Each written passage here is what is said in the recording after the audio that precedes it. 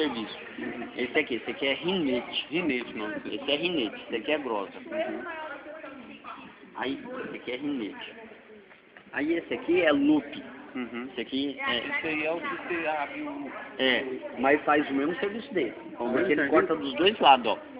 Ó, só que você muda assim e vem assim. Assim e assim. Aí nos dedos você muda. Não precisa estar mudando, pegar o da esquerda aqui. Porque quando trocar. vende os quatro, né? Eu tenho os quatro, são quatro. É. É um de um lado, do outro, Isso. esse aqui e o de pá, né?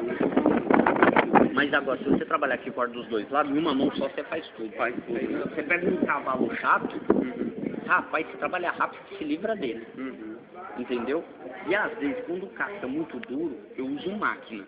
Uma Isso que eu ia lixadeira. te perguntar. Eu vi uma vez o cara casquear com aquela lixadeira Isso, com um eu negócio tenho lá ela aí. Que lá não dá problema não? O cara Não, mas aí você tem que ter noção. É, Que ela é elétrica, demais, né? roda em alta velocidade, É. você apertar um pouquinho dá no sangue, dá no sangue. Aí o que você faz? O cavalo que fica solto no pasto nessa época, ele tá duro. Tá duro que nem a grosa. Ó, e aí? Eu tenho que fazer o teu bicho, né? Eu fui lá no seu Valdeci e lembrei de tu. Que nem, cadê o Rafael? Tava aqui. Eu fui ferrar o cavalo uma vez, falei, Rafael, aqui não entra ferramenta não.